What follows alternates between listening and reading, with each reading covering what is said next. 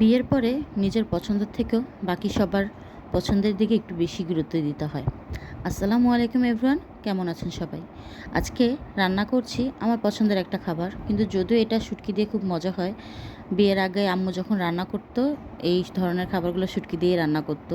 তো আমার শুটকি খুব পছন্দ, আমি শুটকি খাই। কিন্তু আমার শ্বশুরবাড়ি কেউ শুটকি খায় না। সবথেকে বড় কথা হচ্ছে আমার হাজব্যান্ড শুটকি খায় না। যদিও শ্বশুরবাড়ির সাথে থাকি না, হাজব্যান্ডের সাথে তো থাকি, সে শুটকি পছন্দ করে না। নিজের গাছে একটু পুঁই শাক হয়েছিল, সেটাও এনে ছিঁড়ে দিয়ে দিলাম, বেগুন দিয়ে আলু দিয়ে মাছ দিয়ে আজকে রান্না করব। এখানে মাছের বদলে যদি শুটকি দেওয়া হতো এটার স্বাদ আরও দ্বিগুণ হয়ে যেত।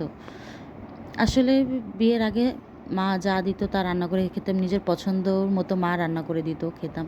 কিন্তু এখন যখন বিয়ে হয়েছে, এখন বাকি সবার পছন্দের কথা চিন্তা করতে হয় যে হাজব্যান্ডের কী পছন্দ, সে কী খাবে।